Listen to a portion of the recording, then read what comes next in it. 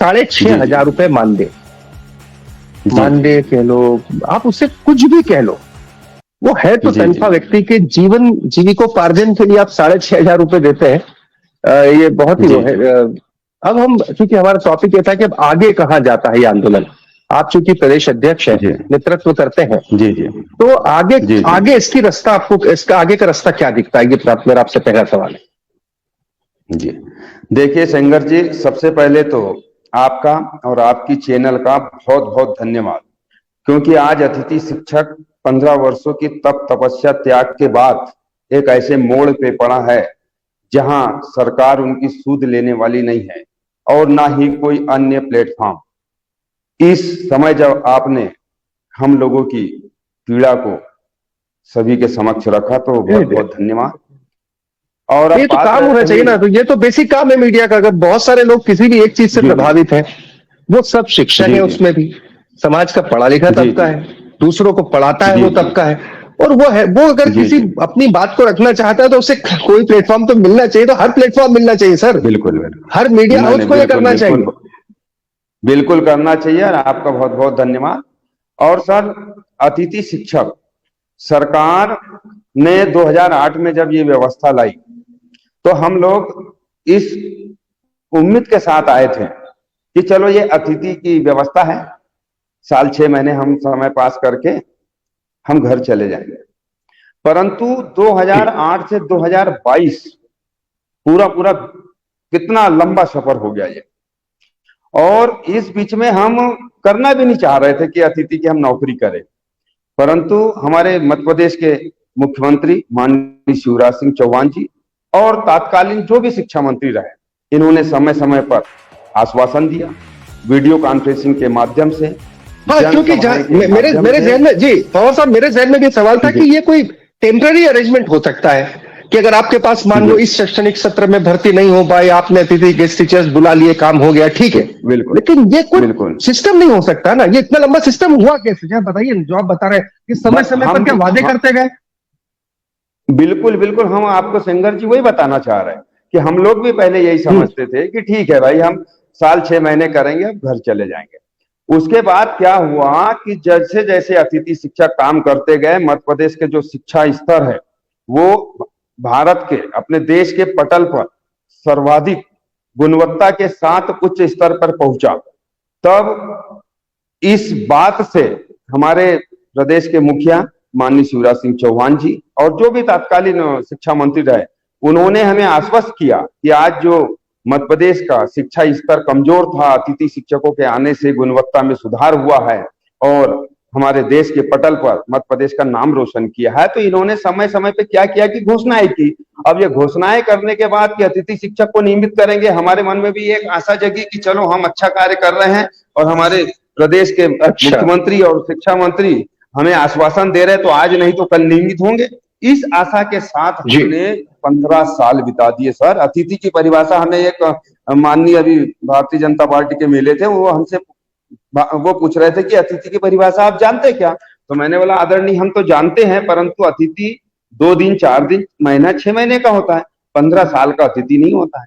और मैंने बोला कि भाई साहब, आप लोगों ने आश्वासन नहीं दिए होते तो हम छोड़ देते, हमारे दूसरा काम धंधा करते, परंतु हमारे पास पूरे प्रूफ है कि आपने कहा वीडियो कॉन्फ्रेंसिंग में कहा, हमारे लिए समितियां का निर्माण किया।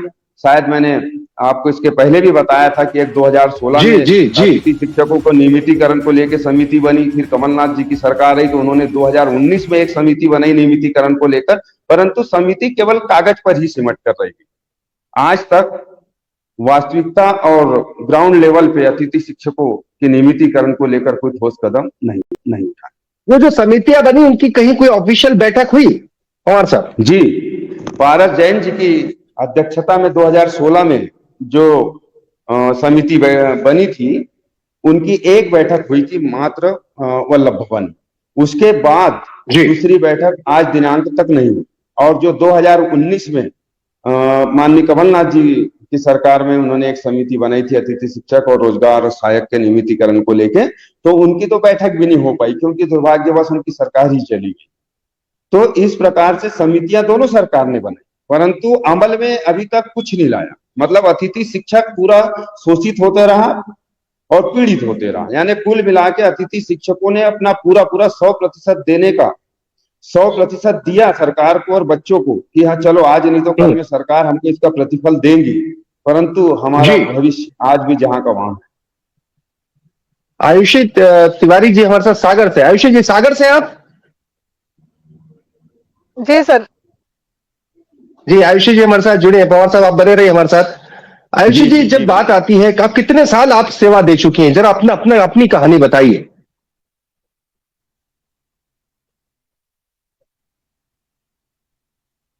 सर 9 साल हो गए हैं और अभी तक वर्तमान में हम पहले होंगे जो 77 किलोमीटर दूर ट्रेवल करके अतिथि शिक्षक की नौकरी करने जाते। मतलब अच्छा, यानी आप 77 सागर किलोमीटर से जाना और 77 किलोमीटर वापस। अच्छा, ये हाँ, रोज का सिलसिला है? डेली जी सर। 77 किलोमीटर अप डाउन करते हैं आप? जी सर। तो ये तो काफी हेक्टिक हो जाता होगा। आप मतलब काफी लंबा आपको जाना पड़ता है। ये एक्सपीरियंस केस से भी जा रहे थे और दूसरा लालच तो नहीं करेंगे, ये था कि पढ़ाना है और अनुभव है, हो सकता है कभी अनुभव का लाभ मिले जो कि नहीं मिला। और नॉर्मल सी बात है कि इंक्रीमेंट और जो मतलब पदोन्नति क्रमोन्नति मिलती है वो एक्सपीरियंस के बेस पे ही मिलती है। अतिथि शिक्षकों को भी 10, 12, 14, 15 साल वाले तक लोग हैं। इनके लिए पदोन्नति तो छोड़ो, सैलरी वृद्धि भी मुश्किल से हो रही है। एक बार हुई है बस, हमने जब से काम किया है तब से केवल एक बार सैलरी बढ़ी है। और वो सैलरी भी कैसे, मतलब शायद आपको पूरा सब पता ही हो कि सारे शासकीय अवकाश काट लिए जाते हैं, सारे संडे काट लिए जाते हैं, उसके अलावा आपको कोई छुट्टी का प्रावधान नहीं है। यदि आप लेते हो तो मतलब यदि प्राचार्य चाहे एब्सेंट लग रही है तो वो सैलरी भी कट जाएगी। और यदि आपको तबीयत खराब या कोई भी आकस्मिक कार्य आ जाए उस बीच, तो वो भी आपकी सैलरी कटेगी। लेकिन तो आयुषी जी, सरकार तो इसे सैलरी मानती ही नहीं है। सरकार का तो कहना है कि ये तो आपको एक मानदेय है, एक तरीके का इनाम है, तोहफा है, जो दे दिया रख लीजिए।